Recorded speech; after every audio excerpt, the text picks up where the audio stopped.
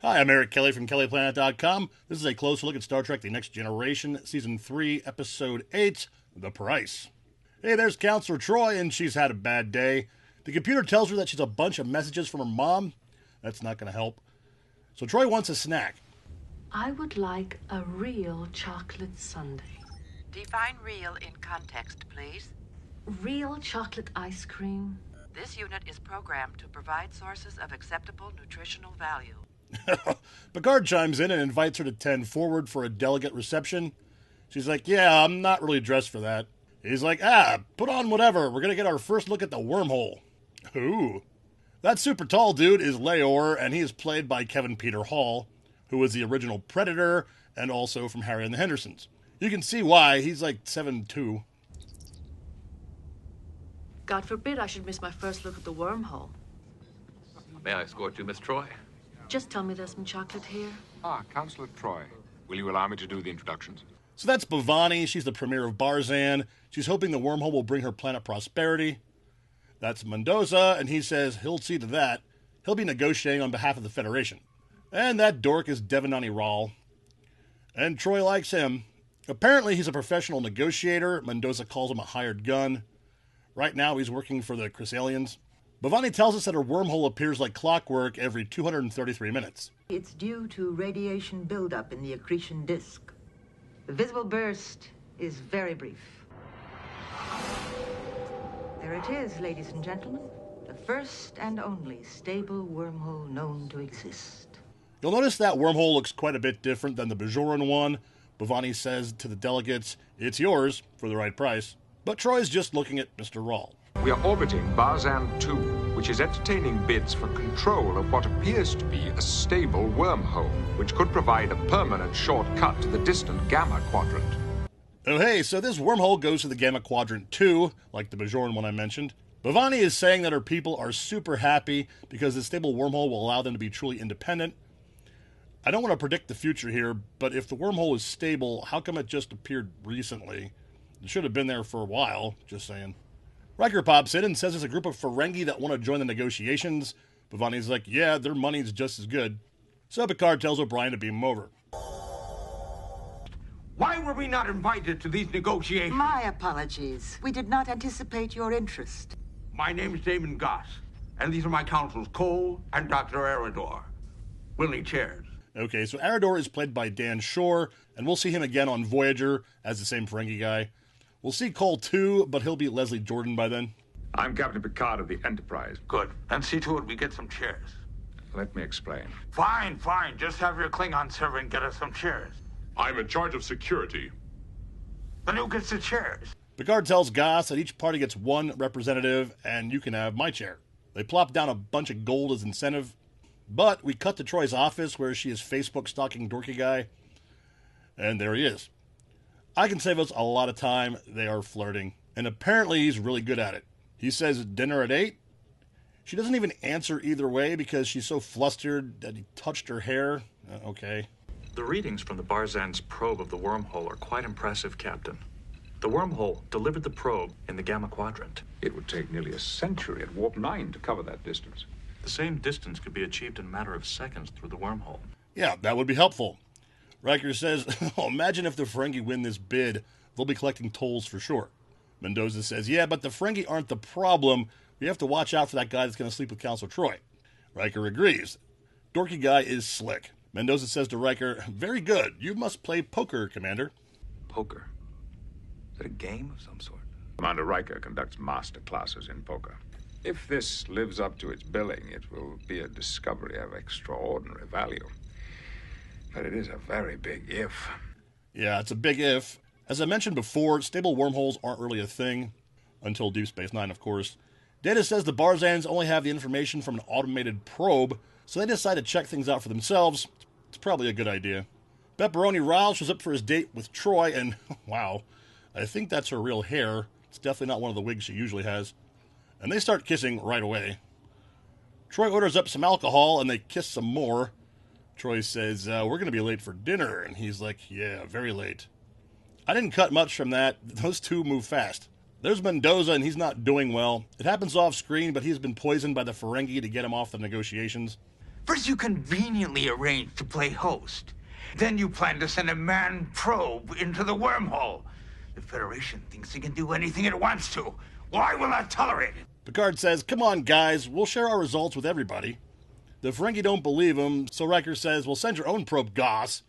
And Goss is like, yeah, well, I'm gonna. Picard says, yeah, they're weird. Tell Data and LaForge to stay out of their way. This is the first time we see a Ferengi shuttle, and that's the first time we see Shuttle 9. It's a Type 15, but I can't tell who it's named after yet. This is Lieutenant Commander LaForge and the Enterprise shuttle. This is Dr. Aridor. Go ahead. Would you care to take the point, Doctor? We will gladly yield that honor to you, Lieutenant Commander. Both shuttles head into the wormhole, and we lose comms with them for now. Now we're back to negotiating, and Riker has taken Mendoza's place, and Paganini Rao is being a jerk about it. Then he tells Bhavani, you know, the Federation gets into lots of conflicts. My Chrysalians have no enemies. We're neutral. Riker's like, yeah, because you guys don't get involved in anything. And Rao says, sure, but we have peace. Holy crap, Hot Salami Rao is already with Troy for round 2. I'm going to stop this right here because the next thing she does is climb on top of him and rub him down with oil. Okay, I think we're clear. He has a secret. I am part Betazoid, too. You're empathic? At the negotiating table, it can be fatal to have a heart. But I never realized how much I needed mine until I looked at you. Smooth, man. Smooth. The shuttles are now on the other side of the wormhole. Data says to Geordi, we're not where we're supposed to be. The Barzan probe was in the Gamma Quadrant, and dude, we're in the Delta Quadrant. I don't think this wormhole is as stable as they think. Crusher and Troy are doing yoga, I guess, in these nifty outfits. Basically, Troy is just like, wow, so I've been getting quite the workout with the guy I met yesterday. Crusher's like, yeah, short-term flings sure are fun. Until I met Jack, I made him wait for months. Troy wonders if she should slow it down a bit, but they both agree, nah. Now we're in 10 forward, and Goss is like, hey, mine's this big. But that lieutenant lady wants nothing to do with him. Well, scholars don't always enjoy administrative demands. I have begun to feel some trepidation about that. Madam Bhavani, Caldonia withdraws from these proceedings. Wow, this guy does not play fair. I know he's doing his job. So is Riker, but I like him. Riker asks Predator Guy if the Federation can buy some of his mineral stuff and add it to their bid. Predator Guy says, sorry, we already sold that stuff to old Pastrami over there. You either had very good instincts or a foreknowledge of the Caldonian withdrawal. The Chrysalians hereby add the Caldonian Terrillium 323 to its bid premiere. Data and Geordi are trying to tell the Ferengi guys that this side of the wormhole is unstable and we all better get out of here right away as soon as we can. But they don't want to hear it. Data and Geordi take the next wormhole back, but the Ferengi don't. The wormhole moves. Uh-oh for them. Jeez Lou, Troy must spend every spare moment with this guy. She mentions his victory over Riker during the negotiations and points out that Riker doesn't have the same edge that he does. Ra's like, well, you make it sound unethical. Isn't it? It's just business. Why haven't you told anyone you're an empath? I think you don't tell them, so you can gain an advantage. Well, I gained an advantage by using it with you. Uh-oh, no more Betazoid fun time for you. He tells her, hey, the point of negotiating is to win. She's like, yeah, but you cheat. And I don't hide that I'm an empath. Do you tell the Romulan that's about to attack that you sense that he may be bluffing? Or do you just tell it to your captain?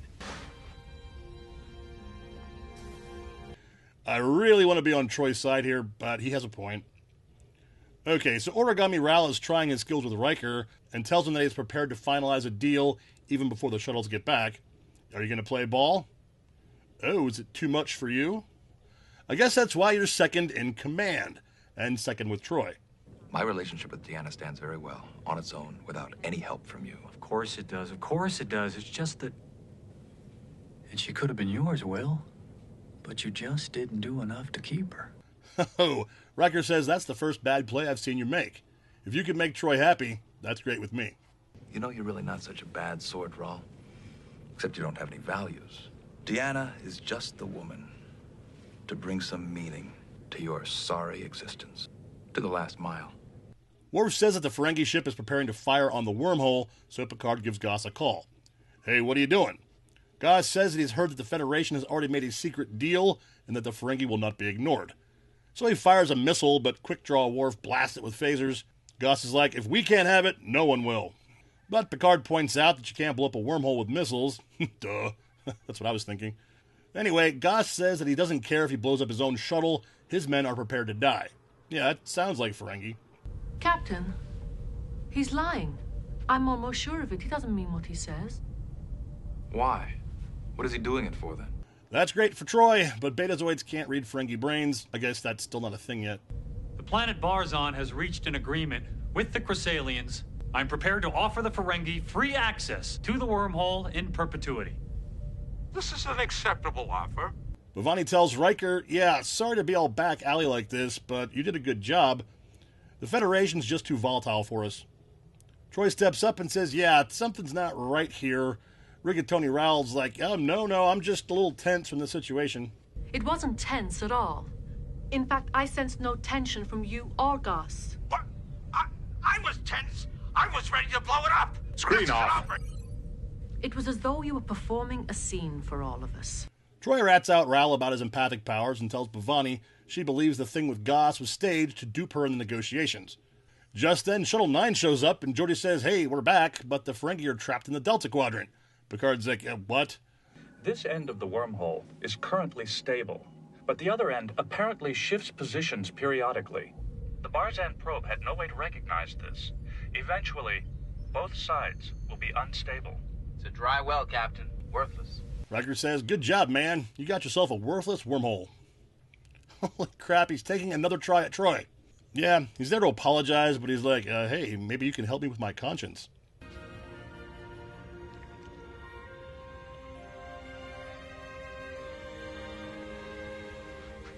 I already have a job as counselor.